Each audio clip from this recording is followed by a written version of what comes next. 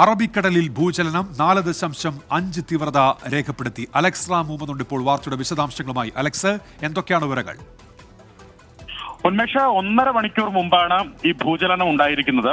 അറബിക്കടലിലാണ്. അറബിക്കടലിൽ മാലദ്വീപിൽ നിന്നൊക്കെ മാറിയാണ് ഈ ഭൂചലനം ഉണ്ടായിരിക്കുന്നത്.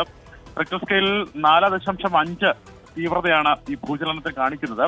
സുനാമി ഭീഷണി ഇല്ല എന്നുള്ളതാണ് ആശ്വാസകരമായ കാര്യം. മറ്റനിഷ്ടങ്ങളോ അല്ലെങ്കിൽ മറ്റെന്തെങ്കിലും പ്രശ്നങ്ങളോ ഉള്ളതായി വിവരങ്ങളില്ല, അങ്ങനെ റിപ്പോർട്ട് ചെയ്യുന്നില്ല. എന്താണെങ്കിലും ആശങ്കപ്പെടേണ്ട സാഹചര്യം നിലവിൽ ഇല്ല എന്നാണ് കാലാവസ്ഥാ വിദഗ്ധർ വ്യക്തമാക്കുന്നത്. നേരത്തെ തന്നെ കേരള തീരത്ത് ഉയർന്ന തിരമാലയ്ക്കും അതുപോലെ കടലാക്രമണത്തിനും സാധ്യതയുണ്ടെന്നുള്ള മുന്നറിയിപ്പ് നിലനിൽക്കുന്നുണ്ട്.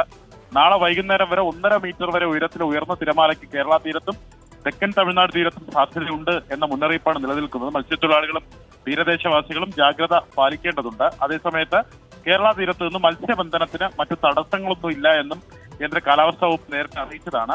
നിലവിലെ പശ്ചാത്തലത്തിൽ, അതായത് ഈ ഭൂചലനം ഉണ്ടായ ഒരു പശ്ചാത്തലത്തിൽ മറ്റെന്തെങ്കിലും മാറ്റമുള്ളതായി കാലാവസ്ഥ നിരീക്ഷണ കേന്ദ്രം ഈ ഘട്ടത്തിൽ അറിയിക്കുന്നുമില്ല. അതായത് ആശങ്കപ്പെടേണ്ട സാഹചര്യം നിലവിലില്ല എന്നാണ് അവർ തന്നെ വ്യക്തമാക്കുന്നത്, കാലാവസ്ഥാ വിദഗ്ധർ തന്നെ വ്യക്തമാക്കുന്നത്. ശരി അലക്സ്. അലക്സ് റാം മുഹമ്മദാണ് തിരുവനന്തപുരത്ത് നിന്ന് വിവരങ്ങൾ നൽകിയത്.